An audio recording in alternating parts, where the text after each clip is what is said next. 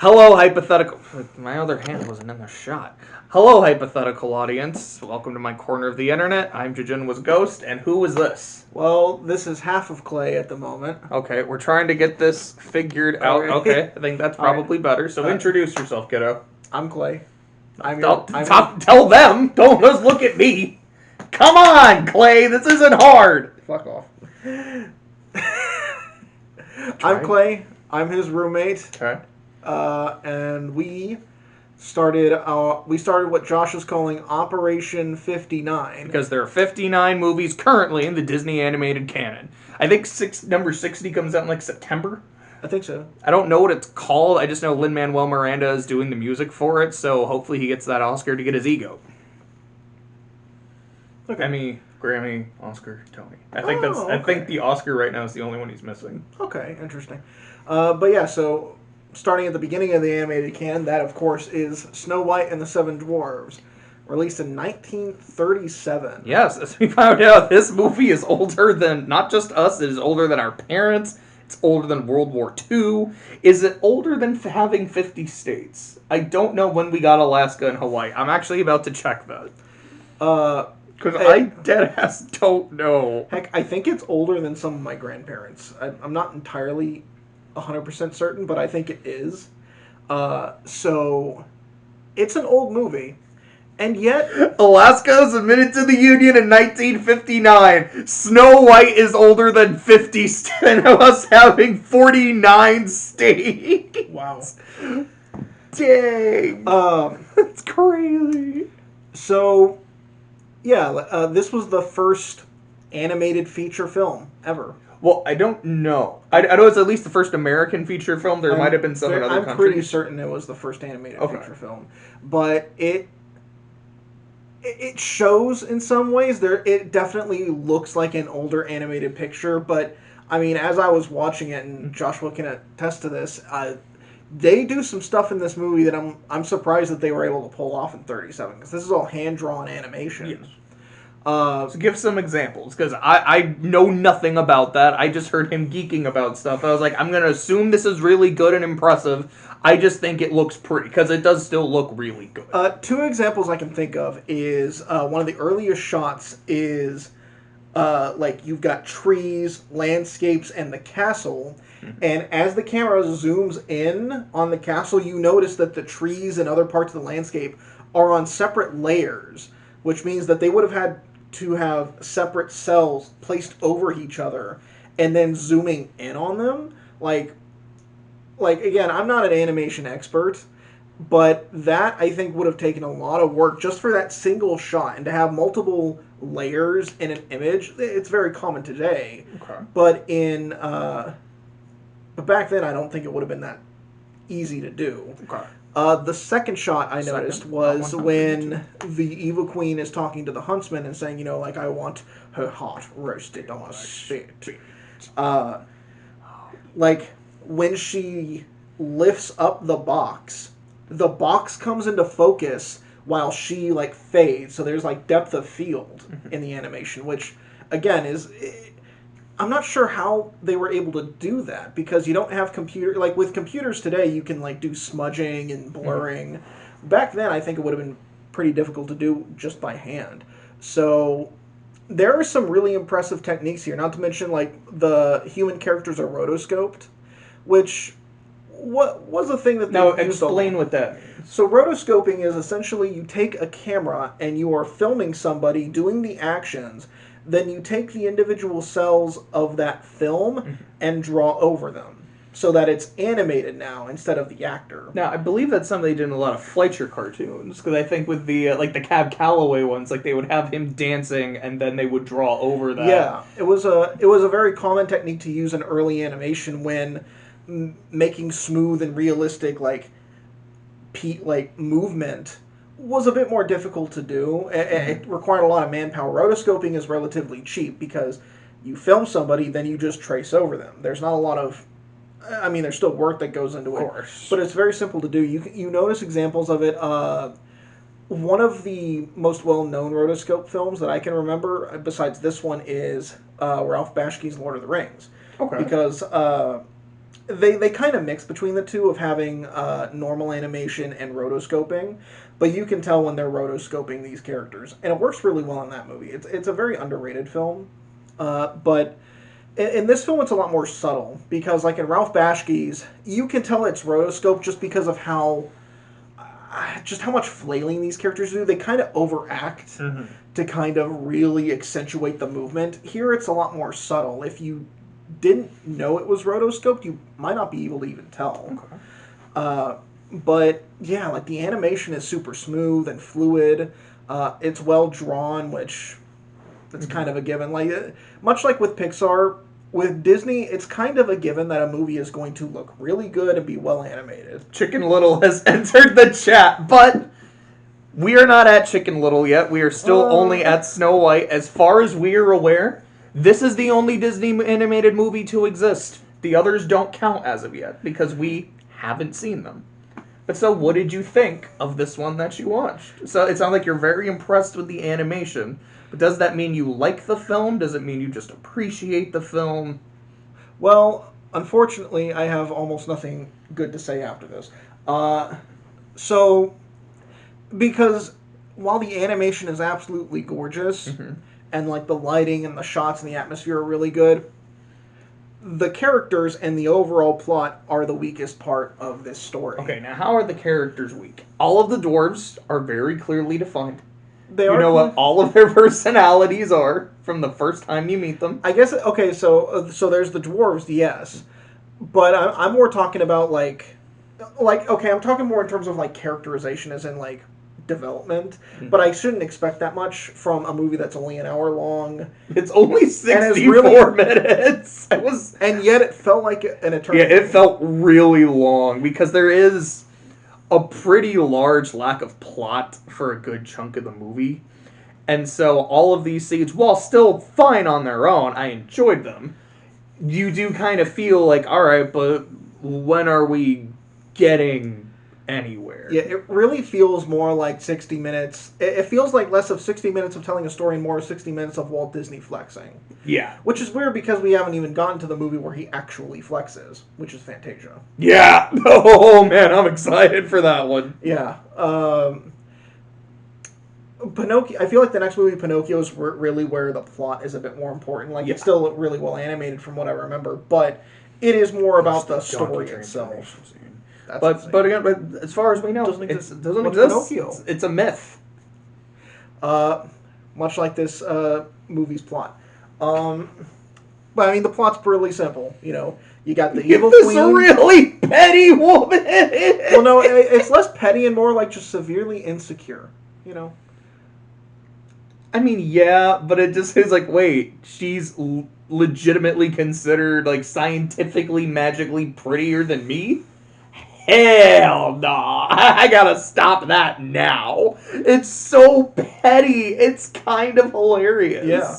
And I love her face. Like, there's so many shots of her eyes, and they're like just her eyes so are very expressive. They're so expressive. They're so hateful, and like you just get a lot out of those shots. I feel like she is legitimately the best character in the story. Yeah, because of just her presence and her threat level.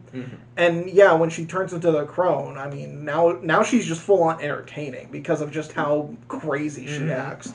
But it's like, okay, like the prince, he shows up in 2 scenes and is just like, oh yeah. This is the first time when he shows up. So Snow White's at a wishing well. She's singing a song. And all of a sudden he just shows up beside her and starts singing, and it scares the crap out of her. I don't blame her. Yeah. It's like, oh man, this would be really creepy in other contexts. But as soon as he starts singing, she's like, wait a second. No one has pipes like Gaston. You just see it on her face. She's just like, damn, his voice is smooth. I like that. Yeah. Guess I'm in love now. And then he doesn't show up until the end to fix all the problems. You got the huntsman, which, you know, the huntsman's cool, you know. I mean, yeah, he did try to murder Snow White, but then he stopped because he's like, wait. He did. He came in. And then you have the scene in the forest, which is great. I love that. That scene actually traumatized me a little bit as a kid. It's why I didn't like watching that movie. Really? Yeah. Well, I saw it when I was like really young. So it was like, and I was a complete baby when I was little. Like, just total baby. Nightmare Before Christmas scared me. I couldn't finish the movie after This Is Halloween. I remember the animated scene in a movie that did traumatize me as a child. It is it's from the Brave Little Toaster. Worthless. Yes, when you have the magnet and the crushing machine. Oh my gosh. Yeah. It still traumatizes me when I watch. I love that movie though. So then Snow White goes to the little dwarves, like, cabin and, like, cleans up with all her animal friends. Mm-hmm. Then, the dwarves are like, hi ho, hi ho.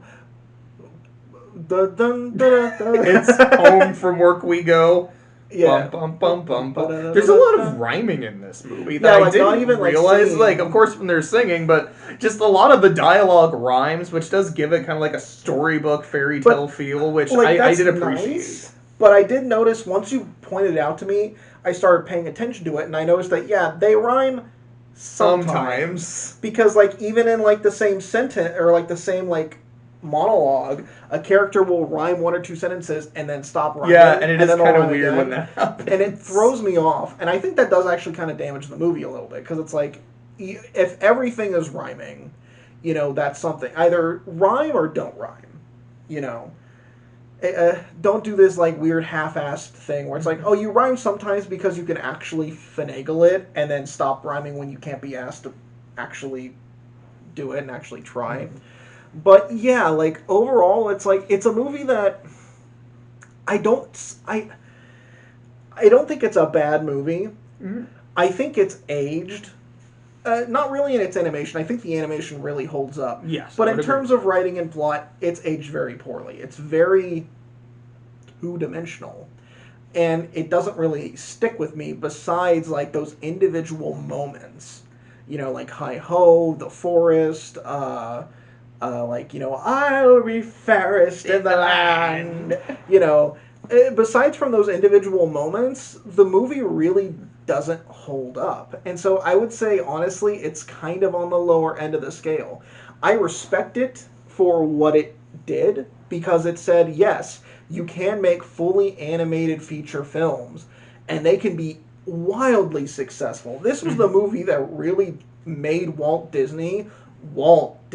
Which is actually really sweet, because, like, in the opening credits of the movie, there's, like, an acknowledgement by Walt Disney. I don't remember exactly what it said, but it's something to the effect of, like, to all my employees, like, my loyal supporters, thank you so much. We couldn't get to this part without you, and, something like that. I was like, that's just really nice to see. Yeah, it is. It's, like I was saying to Josh while we were watching it, it's a museum piece. It's nice to look at. It's nice to appreciate as a work of history, but really nothing more than that. But I will say, like, kind of looking forward to the future, it's going to be a long time before we get to the Renaissance. And there's a lot of stuff in between that I haven't actually seen, because we're not just doing, like, the ones everybody knows, like Pinocchio, Fantasia, The Rescuers. We're doing stuff like Saludos Los Amigos, The Three Caballeros, Birds of a Feather. Because they all technically count. Yeah, that fits in the canon. We gotta watch it. Song of the South is in it, isn't it? No, it is not part of the animated canon, because half the movie's live action.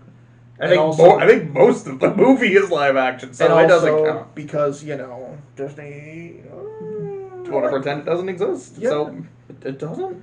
Yeah, although we are adding 2 movies to the list, they're not going to be. They're not animated. I mean, they might have some, but he wanted to watch Mary Poppins. I haven't seen it in a long time, so sure. And I said only if we also watch Bedknobs and Broomsticks, which I haven't seen in a very long time. Same. So sure. I don't know if we're going to do videos on those. Maybe we'll do, like, a feature where we'll talk about the both of them in a video, Probably. Just kind of a side thing. I don't think we can't put them in the ranking though. No problem. So since this is the first video, I guess we don't really have a ranking. It's the best one so far, It's the best one so far. It's wild. So yeah. But so yeah, since we are talking about the other movies and pretending that they do exist, what are some movies that you are looking forward to? What are some movies you're not as looking forward to? Well, I'm going to assume you're not looking forward to Chicken Little, because when I brought it up, you just took off your glasses, looked at the ground, and contemplated the meaning of existence. It's a movie that'll make you do that. It's a movie that'll make you contemplate, what's the point of it all? Are we only here just to bad? I mean, it can't be that bad. It can't be. I mean, I don't remember it being good. Don't get me wrong, but it's. I don't think we should tell him. Not yet, anyways. We'll let it be. I mean, it's pretty nasty looking. Like, I'm not going to deny that movie looks gross. That's not the only thing about the movie that's nasty. But anyways, so movies that I'm looking forward to watching. Okay. It's been a very long time since I've seen Bambi. I've never really liked Bambi, but I do want to give it another shot and really, like, see, okay, is this actually a movie I like, or do I still not like it very much? We might come to blows if you start shit talking Bambi. The mom. I was going to say the mom deserved it, but I was fully expecting you to actually clock me. Bambi's mom. Okay. I'm looking forward to going through the Disney Renaissance again because, I mean, it's the Disney Renaissance. Yeah. And I haven't seen Wreck-It Ralph 2 or Frozen 2. Same. So, any movie that I haven't seen yet, I'm looking forward to. So, like, the three... Have you seen Princess and the Frog? No. Okay. So there's that one. I want to see Zootopia again, because Zootopia is legit one of my favorite Disney movies. So I'm just happy to have an excuse to see it again. But of course, what? Sorry, go ahead and finish that thought. But of course, that's going to be a long time. We got a lot of movies to go through. So, we were talking about how all the Disney movies look good. I brought up Chicken Little. Then I just remembered Dinosaur. Because I don't...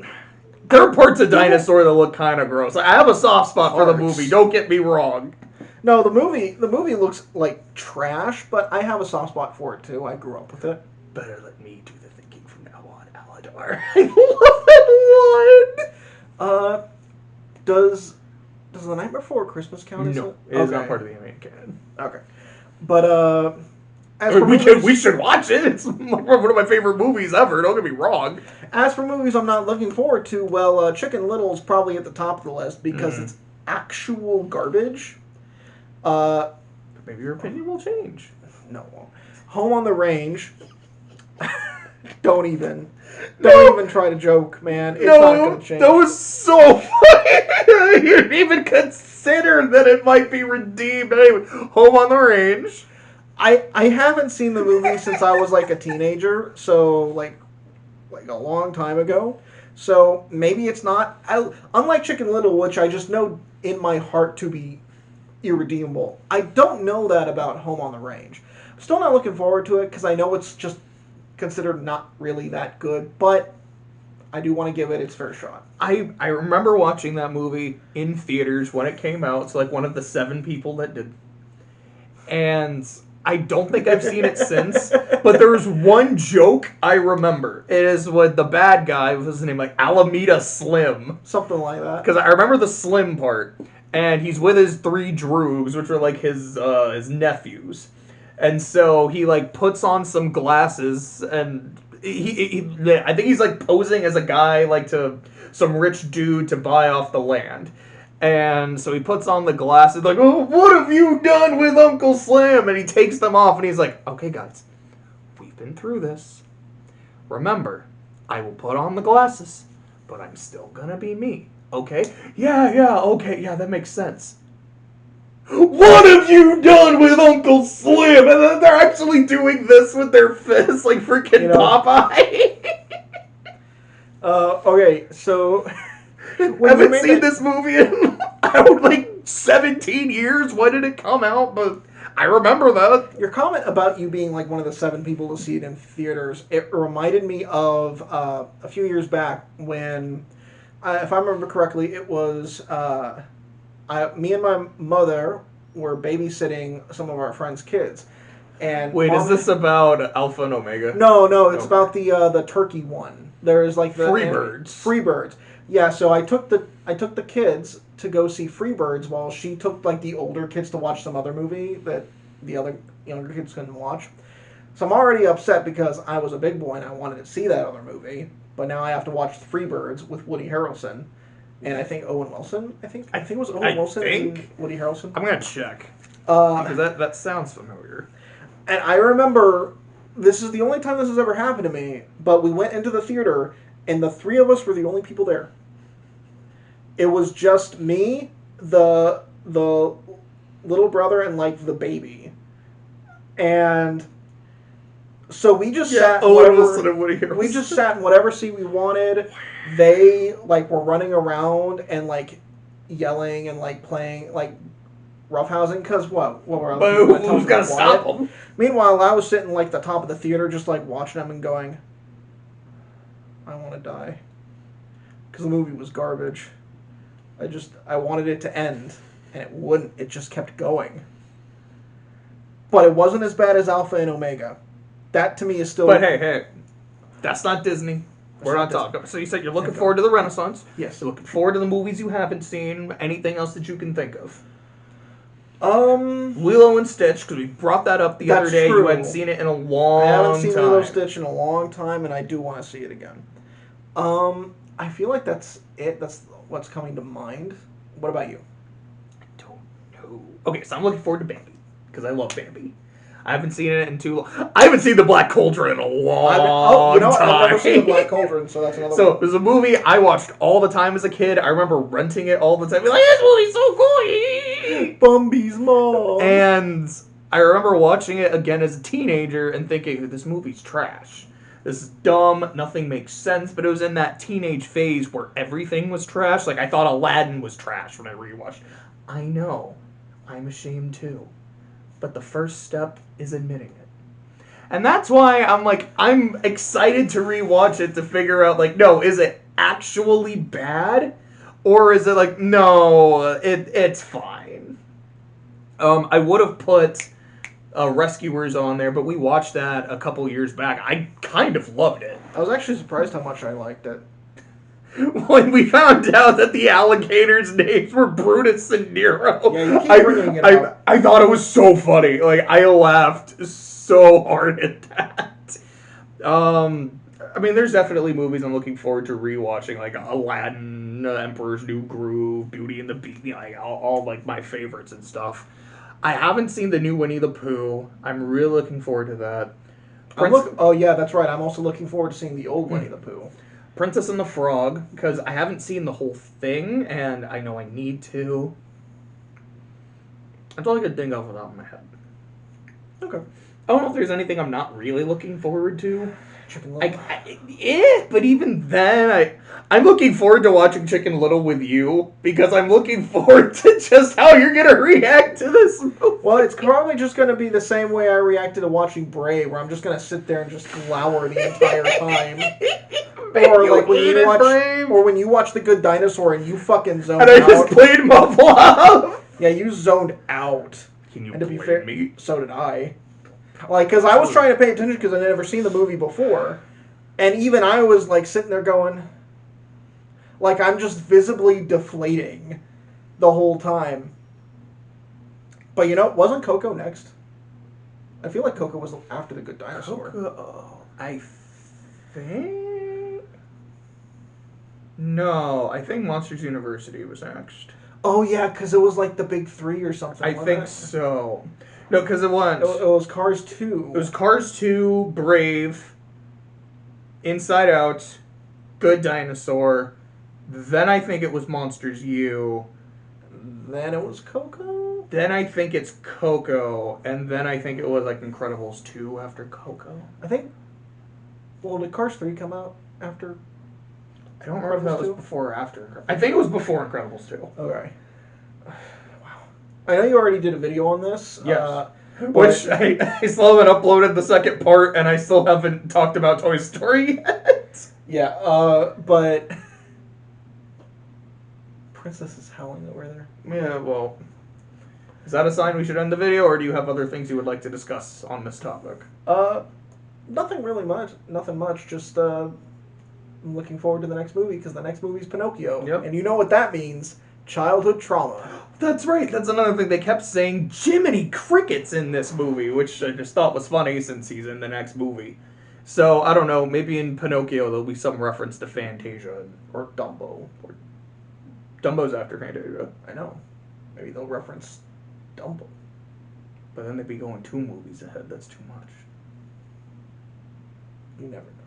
The inner machinations of Walt Disney's mind are an enigma to you and me. It's fair. Kind of like why I bought Doki Doki on the PS5 that I don't have. Anyways, I guess we'll see you in Pinocchio. Bye. Bye.